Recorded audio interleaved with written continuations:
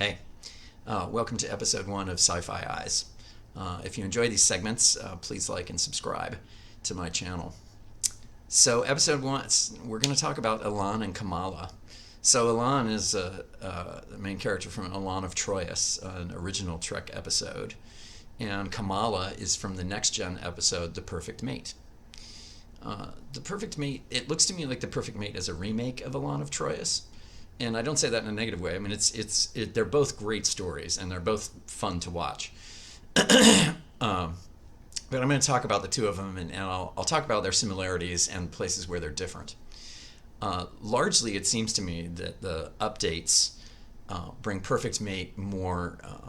They give it a more modern sensibility, right? Because it's really we're talking about an arranged marriage here, right? In both cases, and in the original Trek episode, this is treated totally nonchalantly and not talked about at all. Whereas in this one, there's some quite strong reactions to that.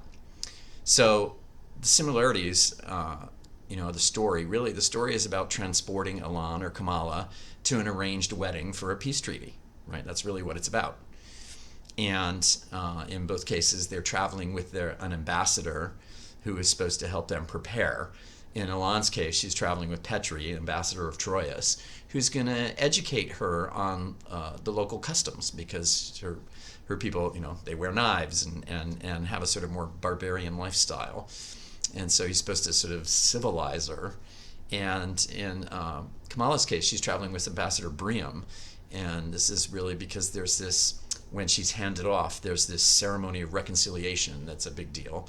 And there's all these scrolls that have to be read and music has to be played. And so there's this ceremony that the ambassador is supposed to do.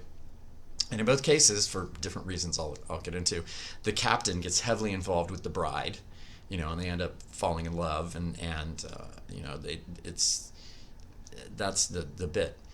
So the Perfect Mate, as I said, has been updated for more modern sensibilities. For a start, Kamala's wearing more. I mean, there's this scene when Elaan transports aboard where she's like wearing this, it's practically a bikini, okay? And there's this long pan, right? And, Kamala, she's wearing a dress, right? And she's covered, and it's more proper. There's Riker's outrage when he finds out that they're transporting Kamala. She was in stasis, and she's accidentally brought out of stasis prematurely. And Riker's like, are you telling me that you're using this ship to transport a sentient against their will? Because this is against Federation principles and things like that. So he's outraged, and Picard isn't happy. And there's a great scene where we see Beverly having breakfast with Jean-Luc, and it's very sweet because they're friends in this scene. And she quite clearly refers to Ambassador Briam as a slave trader, and refers to Kamala's situation as virtual prostitution, right? So she's quite serious about it, and it's true, right? So this is the acknowledgement of that the original Trek episode didn't have for Elaan. And there's also Picard's care about Kamala not being available. She actually deliberately tries to entice him. I mean, it could be argued that Elaan intentionally hooks Kirk, and here, I don't think Kamala is doing it on purpose. But, while he is interested, I think, but he says to her, I find you unavailable. And so he deliberately avoids that.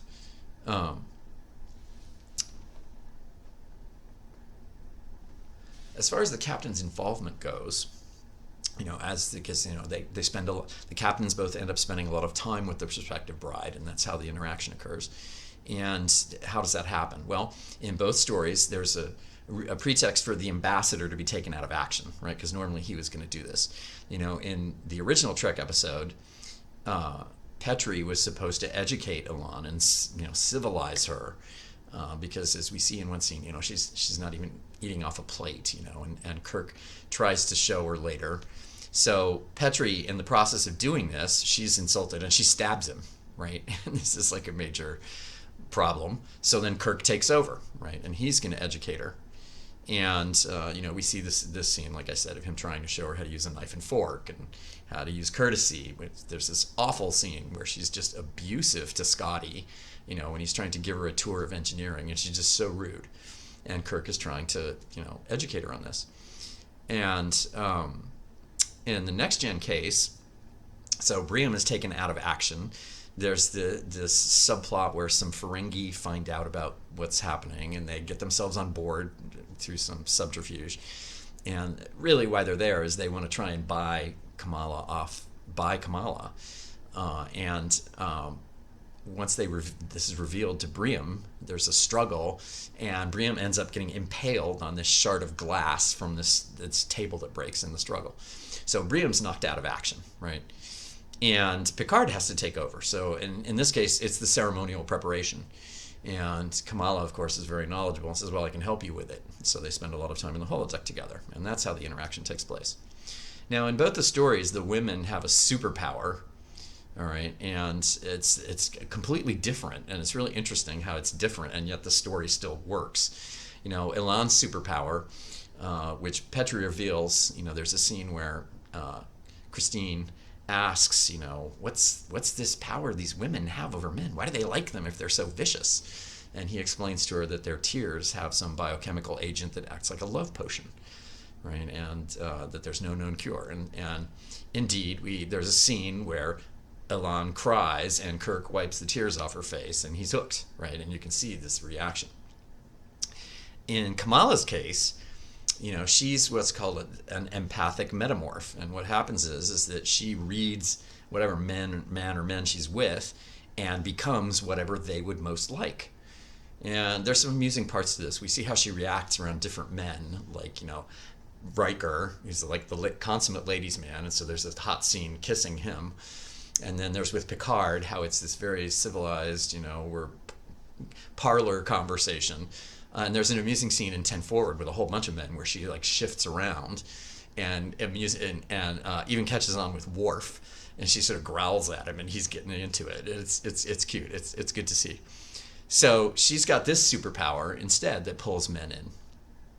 And the captains in both cases, obviously in the course of, educating Elaan or training for the ceremonies, the two captains end up spending a lot of time with the women. And, Kirk's giving Elaan the lessons, Picard is prepping for the ceremony. So this is how the interaction takes place, and they get hooked.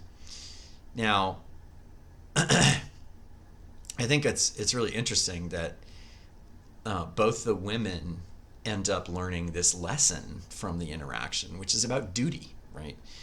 And there's this really touching goodbye scene with Elaan, where she's saying goodbye to Kirk in the transporter room, and she gives him her dagger as a memento. It's very sweet. And, he asks her about it, and she's like, well, and in the course of this, I've learned that I only have duties, responsibilities, and obligations. And it's really a reference to an earlier scene in the room where he's saying, if you don't like the responsibilities that come with being a dolman, her position, he's like, give it up, and she's very upset at that. But here she's come to see that this is what it is. This is what it takes to do this.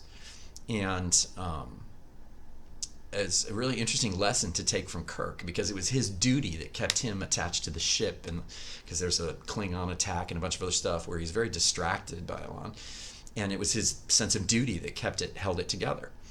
And Kamala has a very similar experience with Picard, that she says to him, having imprinted on you, I've learned the importance of duty.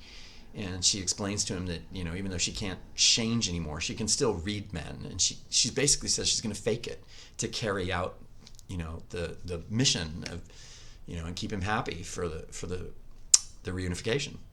And that was really sweet too, because Picard, you can tell he's really hit hard by this, that he knows she's bonded to him and he feels something for her, and it's a sweet moment. So I thought that was a really nice update too. So as you see, I think they're really similar stories with some interesting differences. They're both really fun to watch. I recommend, watch them together and you can see and compare. It's a lot of fun. So that's my take on Elaan and Kamala.